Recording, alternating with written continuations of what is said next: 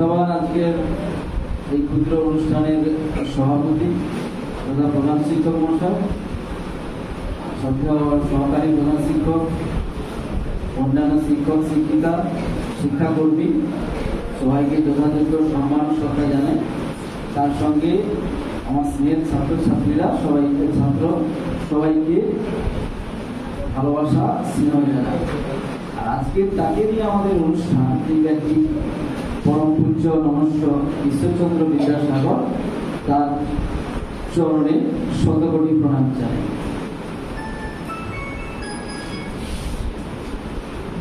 ঈশ্বরচন্দ্র বিদ্যাসাগর এরমই দিনেই 1820 সালের 26শে সেপ্টেম্বর জন্মগ্রহণ করেছিলেন। তার 205তম জন্মদিবস আমরা আজকে পালন করছি।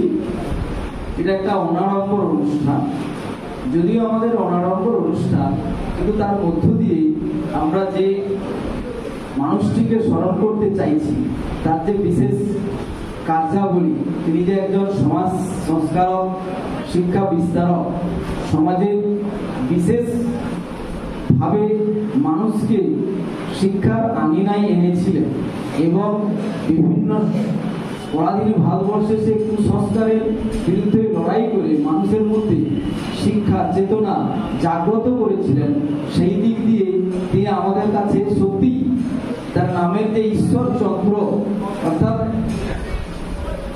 অন্ধকারময় জগৎ রাত্রিতে যখন থাকে, যখন চন্দ্র একমাত্র আলোকিত করে গোটা পৃথিবীকে, সেই চন্দ্রের আলোয় গোটা পৃথিবী যখন আলোকিত হয়, অমাবস্যা নিশা অন্ধকার কাটিয়ে যখন আলোকিত করে দেয় চন্দ্র, সেইভাবেই ঈশ্বরচন্দ্র চন্দ্রের মতো কাজ করেছেন আমাদের মধ্যে, মানুষের মধ্যে। তৎকালীন সমাজে কুসংস্কার আচ্ছন্ন মানুষ, অশিক্ষা, সমস্ত কিছুতে অন্ধকারাচ্ছন্ন যে মানুষ, সেই মানুষদের মধ্যে মনের মধ্যে শিক্ষার আলো, সচেতনতার আলো জাগিয়ে মানুষকে আলোকিত করেছিলেন, যা সমাজের একটা বিশেষ পরিবর্তন ঘটেছিল তখনকার দিনে মানুষের মধ্যে।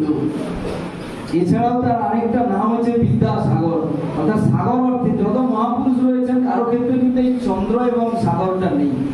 চন্দ্রর আলোকিত করে সমাজকে আলোকিত করা, তার নামের মধ্যেই যেন সেই অন্তর্নিহিত অর্থটা বিন্দু ছিল। তার সঙ্গে বিদ্যাসাগর, যে সাগরের গভীরতা যা আমরা কখনো তুলনা করতে পারি না, পরিমাপ করতে পারি না, তিনি সেই দিক দিয়ে বিদ্যায় অগাধ পাণ্ডিত্যের জন্য বিদ্যাসাগর উপাধি পেয়েছিলেন। সেই দিক দিয়েও তিনি বিশেষ খ্যাতি অর্জন করেছিলেন, আমাদেরকেও শিক্ষায় শিক্ষিত করেছিলেন। তার প্রথম যে জিনিসটা আমরা খুঁজে পাই, যে একজন বিদ্যার ব্যক্তি হিসাবে কলকাতা যাওয়ার পথে মাইলস্টোন দেখে সে সমস্ত ইংরেজি অক্ষরগুলোকে মনে রেখে বলা, এই যে তার স্মৃতিশক্তির ক্ষমতা, সেটাতেই তিনি কিন্তু প্রথম অবস্থাতেই আমাদের কাছে তার নজির আমরা পেয়ে থাকি। তারপরে তার যে অভাব বর্ণনার মধ্য দিয়েও লড়াই করে, আর্থিক অনটনের মধ্য দিয়েও সেই গল্প বলবনা সত্যিই বাস্তব, যেখানে ল্যাম্পপোস্টের আলোয় কলকাতা শহরে সেখানে পড়ে নিজে রান্না করে, অর্থাৎ তীব্র আর্থিক অনটনের মধ্যেও লড়াই করে মানুষ যে প্রতিষ্ঠিত হতে পারে, নিজেকে প্রতিষ্ঠিত করতে পারে, তার কিন্তু একটা বিশেষ নজির তিনি রেখে গেছেন, যা আমাদের চলার পথের পাথেয়। ব্যক্তিগত জীবনে তিনি সমাজ সংস্কারক ছিলেন। আগের যে আকাশবাবু বা অসিতবাবু সবাই বলে গেলেন যে বিধবা বিবাহের যে ব্যাপারটা আছে, পরাশর সংহিতা থেকে তিনি শ্লোক উদ্ধার করে, তো সেখান থেকেই ইংরেজদেরকে বলে যে কোনো বিধবা বিবাহের মধ্যে কোনো কিছু অন্যায় ব্যবহার নেই। এবং তৎকালীন সমাজে কুলীন ব্রাহ্মণরা যে ছোট ছোট মেয়েদেরকে সেই কুলীন ব্রাহ্মণের প্রধান নিয়ম অনুযায়ী বিয়ে করতেন এবং তাতে অল্প সময় তারা হয়তো মারা যেতেন। সেই বিধবা যন্ত্রণা তৎকালীন সমাজের, অর্থাৎ যে তীব্র যন্ত্রণা বিধবা মেয়েদের, সেটাকে তিনি অনুভব করেছিলেন এবং তিনি পরাশর সংহিতা থেকে সমস্ত কিছু উল্লেখ করে সংস্কৃত শ্লোক বুঝিয়েছিলেন এবং বিধবা বিবাহ চালু করেছিলেন। এটা আমাদের কাছে তখনকার সময়ে মানুষের কাছে অবশ্যই প্রয়োজনীয়তা ছিল, বিশেষত মেয়েদের ক্ষেত্রে। নারী শিক্ষা বিস্তারেও বিদ্যাসাগরের বিশেষ ভূমিকা। তিনি ভেবেছিলেন যে কেবলমাত্র সমাজের উন্নতির ক্ষেত্রে মানে পুরুষরা শিক্ষিত হলে হবে না, মেয়েদেরকেও শিক্ষিত করতে হবে। সমাজে পুরুষ এবং নারীর সমান অধিকার এবং শিক্ষার অধিকার, আর শিক্ষা নেই চেতনা, চেতনা নেই বিপ্লব, বিপ্লব নেই পরিবর্তন।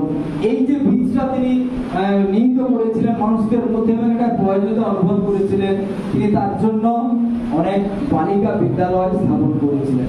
তার মাতৃভক্তির কথা সবুজবাবু বলেছিলেন যে তীব্র বন্যার সময়ে দামোদরের টুকুল ছাপে যখন জল চলছে তখনও তিনি মায়ের ডাকে সাড়া দিয়ে নদী নিজেই পেরিয়ে, কোনো মাঝি ছিল না, সাঁতরে পৌঁছেছিলেন। এটার মধ্য দিয়ে এটা ঘটনা হলেও তার মনে যে সাহসিকতা এবং মাতৃভক্তির যে পরিচয় সেটা আমরা পাই। অর্থাৎ মাকে তিনি যে সম্মান করেন এবং তার যা কিছু বক্তব্য সেটাই যে তার শিরোধার্য, সেটাকে তিনি, অর্থাৎ আমাদের কাছে এটাই শিক্ষার ব্যাপার যে আমরাও যেন মা অর্থাৎ বয়স্ক যে সকল ব্যক্তিরা রয়েছে তাদেরকেও শ্রদ্ধা করি, তাদের মেনে চলি এবং আমাদের দেশমাতৃকাকেও মানে শ্রদ্ধা করি। আরেকটা কথা বলবো যে বিদ্যাসাগর একবার তার মা পোশাকের সমস্যা ছিল, অর্থাৎ শীতে খুব কষ্ট পাচ্ছিলেন। বিদ্যাসাগর মাকে একটা শাল কিনে দিয়েছিলেন কলকাতা থেকে এনে। তো বিদ্যাসাগর মা কিছুদিন ব্যবহার করেননি। বিদ্যাসাগর জানতে চাইলেন যে কেন মা এই শালটা কেন ব্যবহার করেননি? বলে আমি একা ব্যবহার করবো, পাড়া প্রতিবেশী যে অনেকে আছে শীতে কষ্ট পাচ্ছে, আমি কি করে?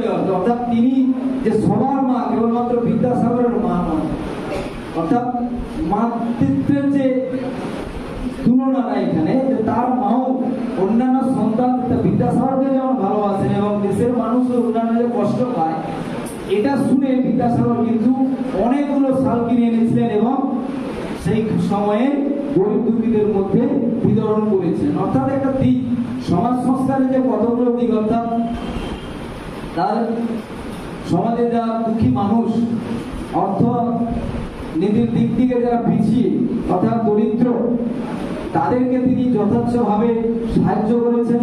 শিক্ষার উন্নতির জন্য যে সকল বই লিখেছেন আজও আমরা পড়ি বর্ণ পরিচয়, এবং অন্যান্য দিক দিয়ে তিনি যে কাজগুলো সমাজ সংস্কার হিসেবে যেটা করেছেন সমাজে, সেগুলো আমাদের কাছে কিন্তু চিরকাল মনে থাকবে। কেবল আমি বলবো যে আমাদের এটা মনে রাখলে চলবে না, আমাদের কিন্তু তার জীবন কাহিনী বা তার যে চিন্তা ভাবনা, তার যে আদর্শ, সেগুলো যদি আমরা আমাদের জীবনে পালন করতে পারি, আমাদের জীবনে পাথেয় করে চলতে পারি, তাহলে আমরা কিন্তু তার জন্মদিন পালন করার সার্থকতা খুঁজে পাবো বা তাকে প্রকৃতপক্ষে আমরা শ্রদ্ধা জানাবো।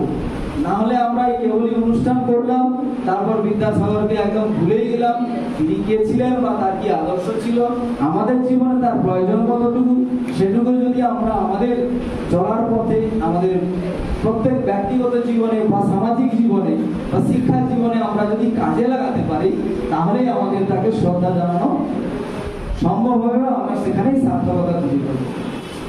নমস্কার।